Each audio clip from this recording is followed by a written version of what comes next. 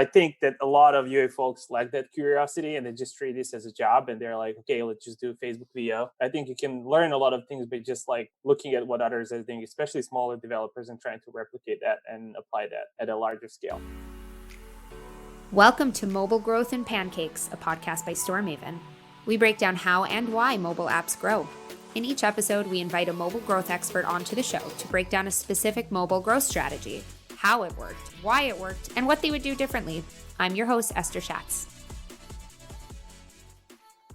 Welcome to Mobile Growth and Pancakes. I'm joined today by two people. It's actually the first time we've had multiple guests at once, so this is super exciting. Do you guys want to introduce yourselves? Hi, I'm Nebo, or my full name is Nebojsa Radovic, for those who can speak Eastern European.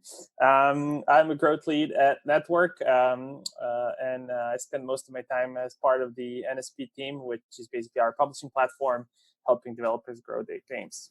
All right, now I'm Joe Kim. I'm a founder of a small mobile gaming studio that is actually going to be focused on developing a new mobile shooter game out of India, but I also have a podcast and YouTube channel as well.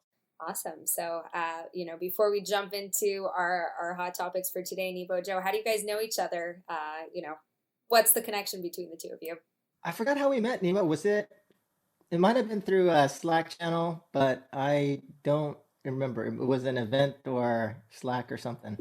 Yeah, I think we actually met for the first time when we did the first Game Makers podcast. Okay. In person, no, or maybe the Nordiest Product Breakfast, Okay. GDC. But we've been part of like similar Slack or like same Slack communities for a while, and then we started doing podcasts, and we're kind of like a band at this point. We're doing a lot of content together, and it was great to work with Joe. So I think what's interesting about you guys is generally when you see these kinds of tight connections, you're sort of in the same exact sphere. But Joe, your focus has really been product, where Nebo, you're more on the growth side. So I guess it would be interesting, where's the synergy there? How do you guys connect? How do these two teams connect? Well, I would say that I think in general, to be successful in mobile gaming, I think you need a broader understanding of the things that are important to help you achieve success in mobile games. So in terms of my career, I've been primarily focused on product, but having said that, just kind of, as I kind of, developed in my career, I understood that it became important to kind of have a, broader understanding of all the things that are important. So, and then at the last company I was with, I kind of oversaw both product and marketing. So it was important for me to understand that side as well. Yeah, it's a similar story. I just wanted to add, it's basically you need kind of both functions at their like best in order to become really successful.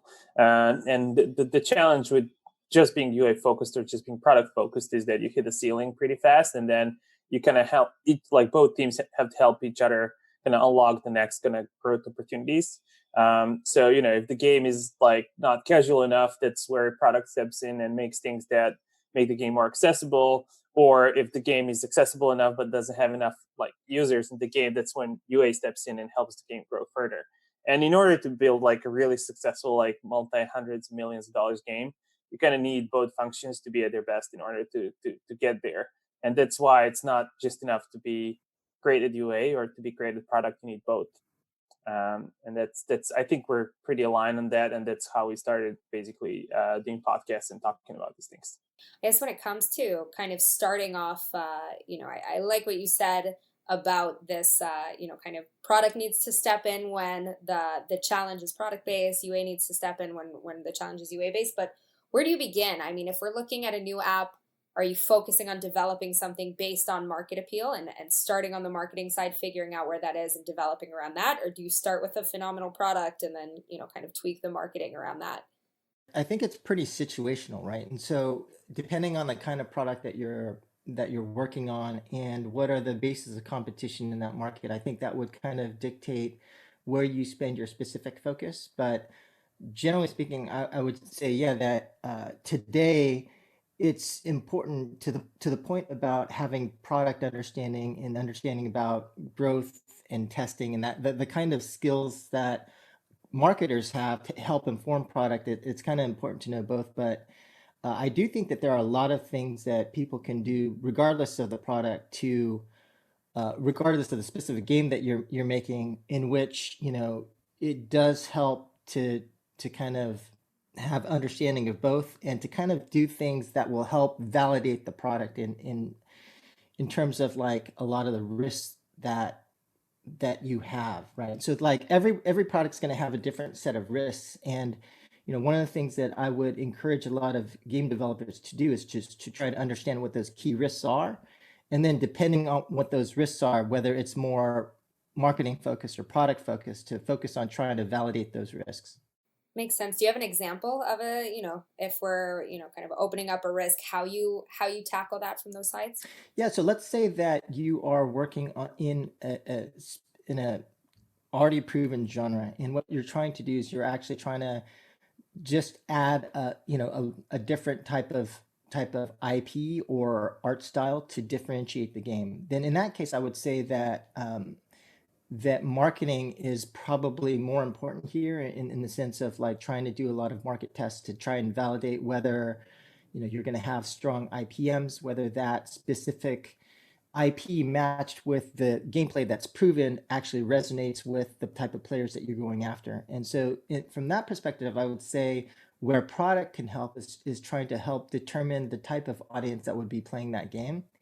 And then marketing would be very useful in the sense of trying to then target those types of players and running the tests that will help determine whether the top of funnel metrics are going to be strong enough or not. And then product needs to also, weigh in to also make sure that, whether when you do bring those players in, that the type of tests and the types of validation that you're doing so that those players are actually converting and helping the game monetize are actually there or not.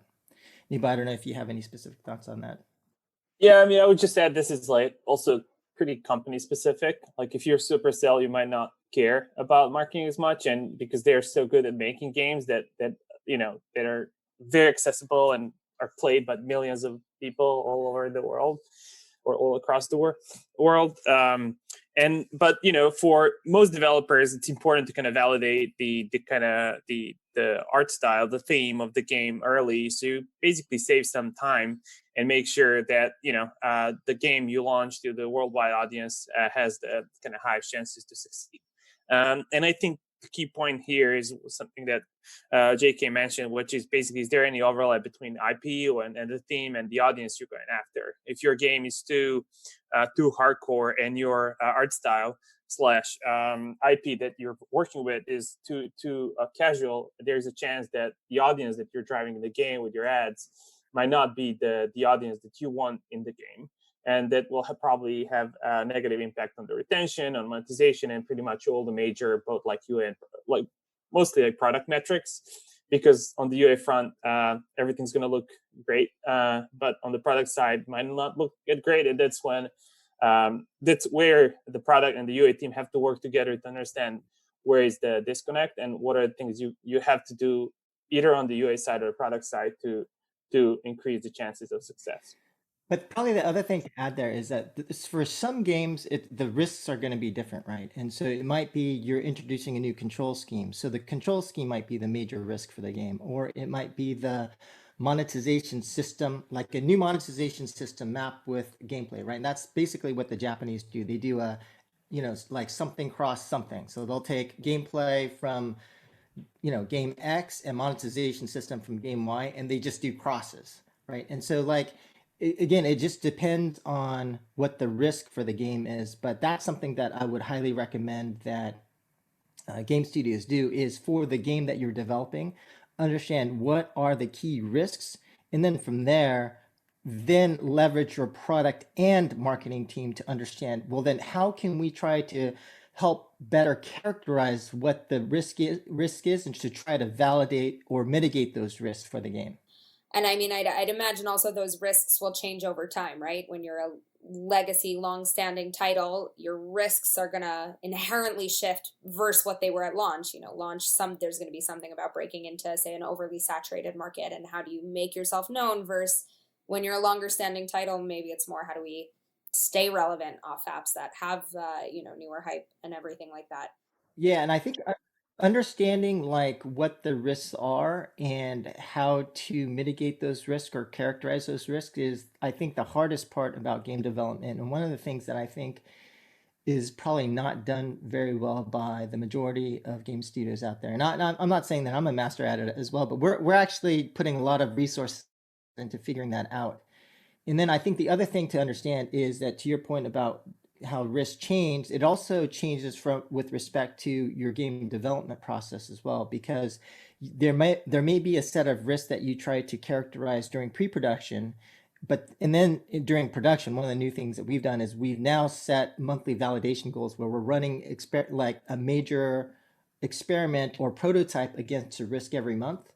But depending on how those go, that will then have knock-on dependencies in terms of, okay, well, like, so take that, control scheme example. Let's say the control scheme sucks. Well, then now that all of a sudden changes the, sort of product roadmap, how we kind of deal with this product. Do we kill the product? Do we change the control scheme? So like, depending on what the risks are and the prototypes that you deploy and the new information that you gain, that's going to change the kind of risk moving forward to your point about changing risks. Yeah, I'd like just to add one more thing on about like market conditions and for live games.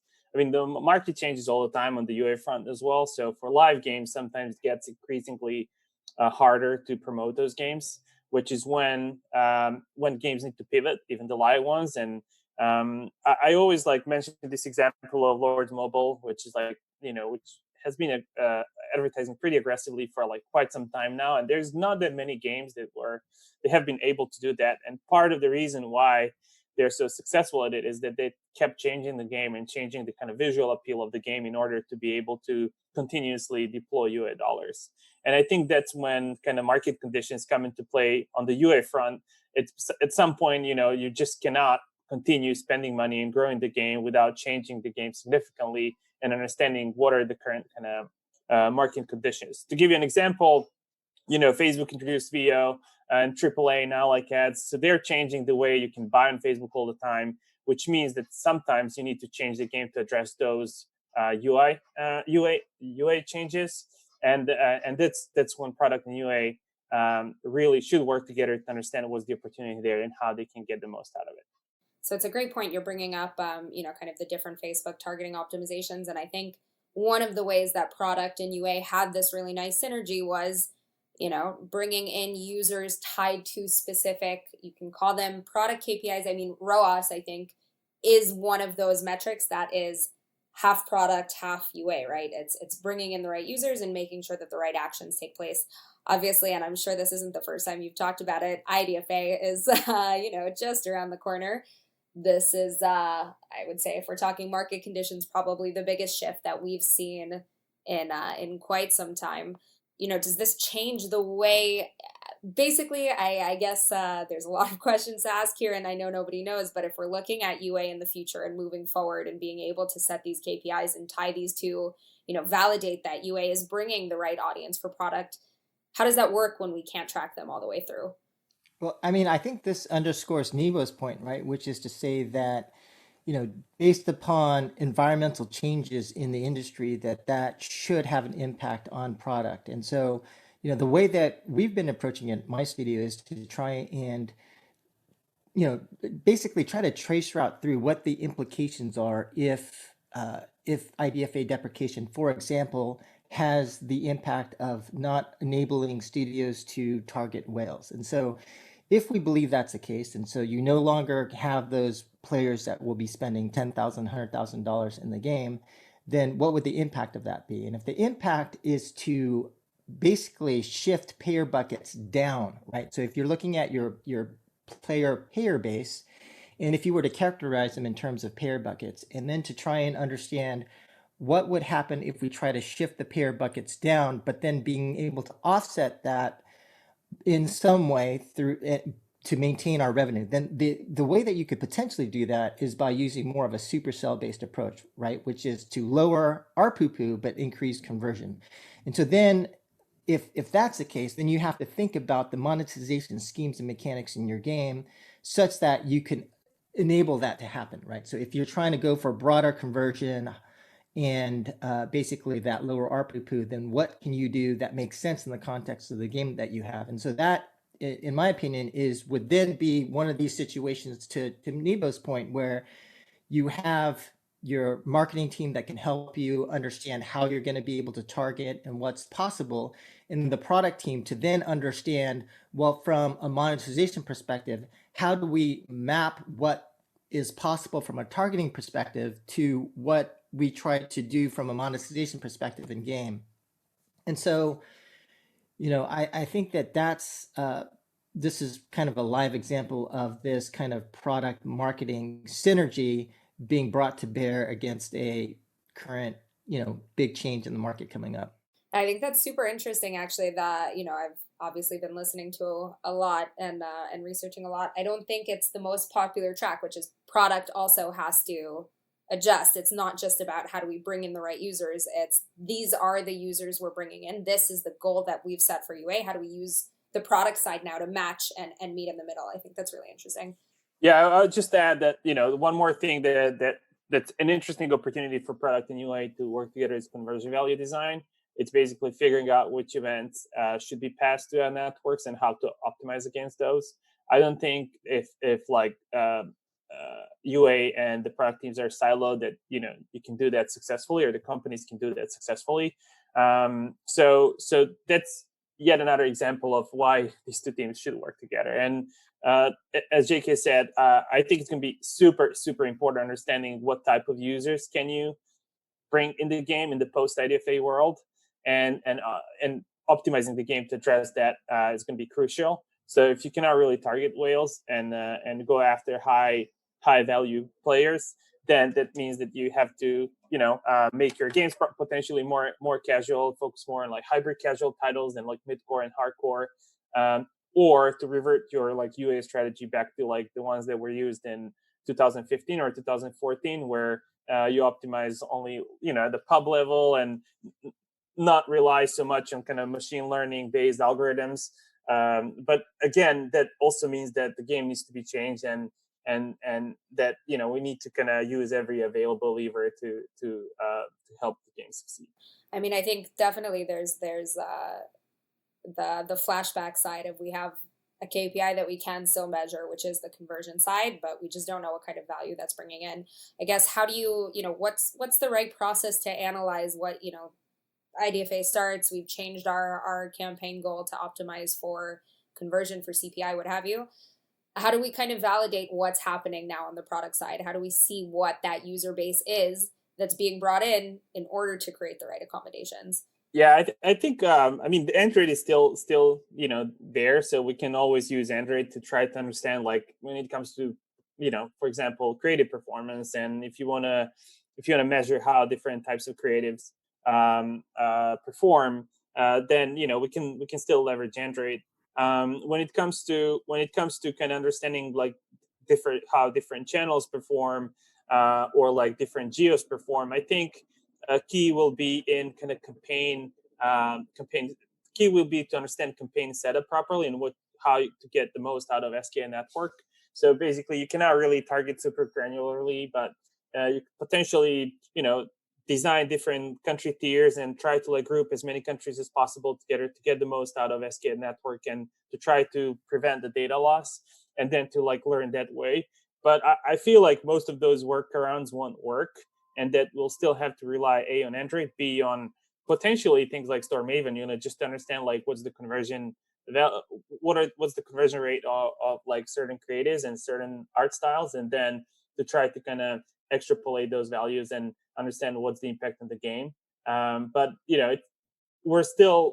it's really hard to make any predictions about these things before we enter the post IDFA world, and I think we're just like trying to creatively solve the problem. But there's a famous saying: everybody has a strategy, and until that they get hit in the head. I think it's Mike Tyson or someone. So I think we have to get hit in our face first, and then we'll probably come up with a smart solution. Yeah, I hear that. I think there has to be some trial and error. I do think, we have Google. The question is how long we'll have Google, because often Android, one platform makes the move, the other platform follows at some point. Do you see performance marketing changing kind of fundamentally? I know we can't predict what happens with the IDFA, but do you think kind of the model of how we look at it needs to change? Yeah. So we talked about this in one of the UA Coffee podcasts about data plus plus, product plus plus, and media buying plus plus kind of team members. Basically, every single function will have to evolve and understand what the post IDFA world looks like. For data plus plus, I think the UA people who focus on data will have to understand or work with data primarily. So think about like UA data analysts and UI analysts will have to understand, how to do incrementality and lift studies, where the users are coming from, what are the best pockets of traffic and how to get the most out of those. When it comes to product plus plus, it's basically product marketing people. They'll have to understand again, like what are the kind of available levers on the product side and how they can help the media buying team and the data team to make the best possible decisions. And the last kind of piece of the puzzle there is like people doing actual media buying process will have to understand both like data and the product side of things to try to like come up with the most successful UA strategy and get the most out of the available channels. So I think each one of these functions will have to kind of adjust to this new world in order to succeed, and that's probably going to take a few months. Not sure, Joe, do you have anything else to add? Yeah, underlying this, I think the other thing that UA marketers are going to have to start to develop in terms of skills is essentially first structured thinking, right? Because I think too many marketers up to this point have gotten, I think Nebo's mentioned it before, that some people got lazy because of Facebook and because of the machine learning algorithms and being able to rely on the platforms to do a lot of your work for you. And so the important thing is, with a lot of change that occurs in the industry, to be able to try and structure your thinking in a way that you're approaching different problems that you haven't seen before in very good ways. And then I think the other thing is along those lines, to, as you were mentioning before about, trial and error, that it's very important to have some type of experimentation framework, right? And then to be able to structure that framework in a way that makes sense. And so I 100% agree with Nebo. I'm a big fan of his framework, but I would say underlying that to then build some of this type of thinking, as well as probably also just more quantitative skills, because I think that regardless of which way things go, I think it's going to be important. I've seen too many marketers with not great, like whether it's, Excel skills or, and continue to develop. So whether you build skill in, R or Python or whatever, I think that helps. I think, it's interesting. In a way, it's kind of bringing performance marketing towards what a lot of organic growth teams have been sort of trying to structure their way about, which is you've never really had those tracking capabilities in organics. I don't think anybody thinks organics fall out of the sky and are just a gift, coming in. They're a result of something.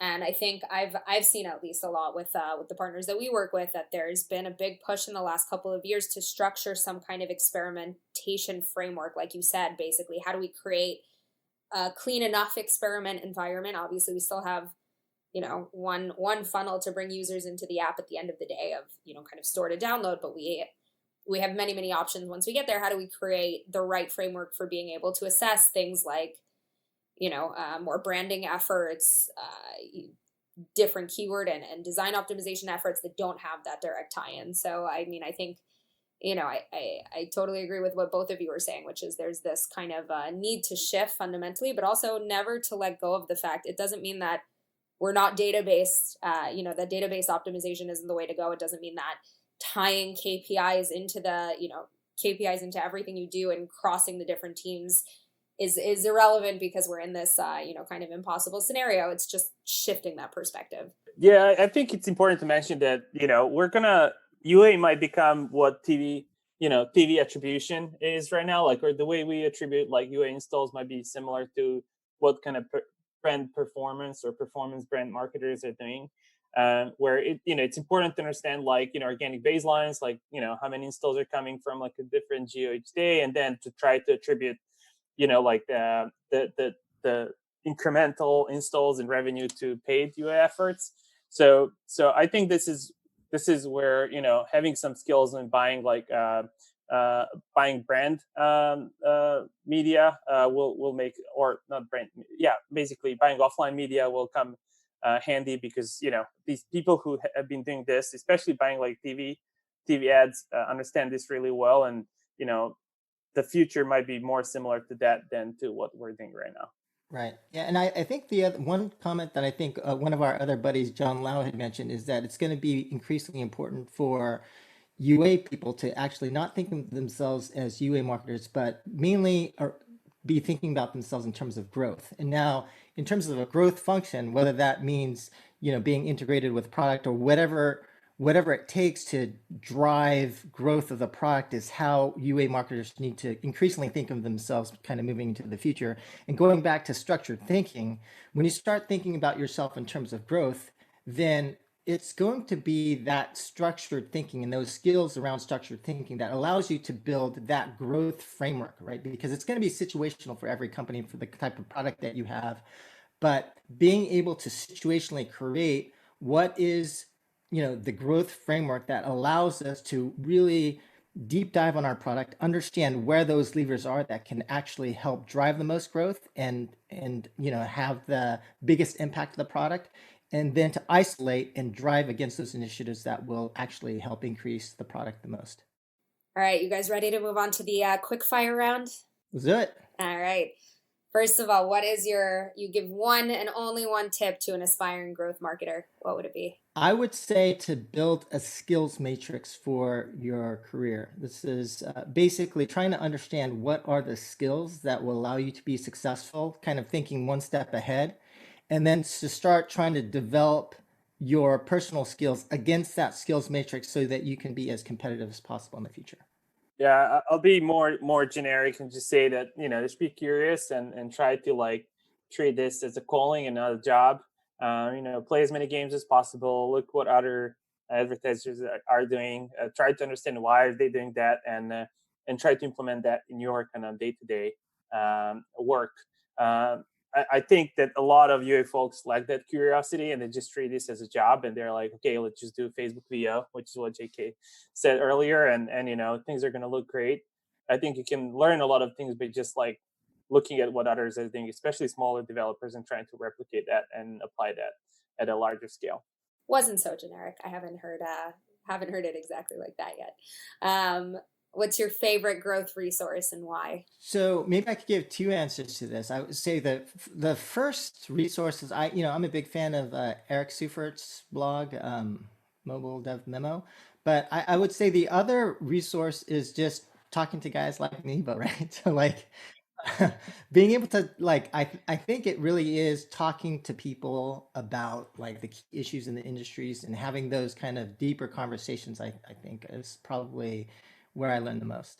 My answers are similar. I mean, Eric is, I don't think he gets a lot of credit, but I think he gets enough credit for everything that he's been doing. For, like, he's so consistent. He writes every single week, and that's really, really hard. I mean, I started my blog in 2005, and I've been a very sloppy blogger, and I know what it's like to be consistent and what it takes. So, you cannot really not mention Eric. There's, like, quite a few interesting, like, blogs and newsletters nowadays. I think Grow Code newsletter is pretty good if you want to be on top of the news. There's a Mobile Growth Gems weekly newsletter, and also Thomas Petit started his own newsletter, who's like a great mobile growth leader. So you should follow him as well on Twitter. Yeah, I'm trying to be different than Joe. So. All right, you can't say each other. Who's one person from the industry that you want to take to lunch when taking people to lunch actually is an option again? Yeah, I thought about that question when I saw the kind of outline for the podcast, and the thing is, like, the UA community in the US is very kind of like, it's pretty connected. We all know each other, and we hang out quite a lot. We used to hang out quite often. Not anymore, except for like Zoom meetings. But I'd love to meet some senior growth guys. I never actually met in person, like Josh Hellman, who's pretty senior, like product guy. And I would also love to meet for lunch Ari Papara from Beeswax. He's one of the kind of most vocal ed tech leaders in the industry. And yeah, those two, I haven't met them in person, and I think it'd be interesting to like grab lunch with them. Yeah, I would say for me, I would say whoever ran the Twitch loot drops campaign for Valorant, I'd like to have lunch with that person. Nice. I don't know the name for you, so hopefully they're listening and they can reach out and set that up. Okay, most important question. What is your favorite flavor of pancake? I didn't even know there was multiple flavors. Isn't there just one? Oh yeah, you have not been to the right pancake house.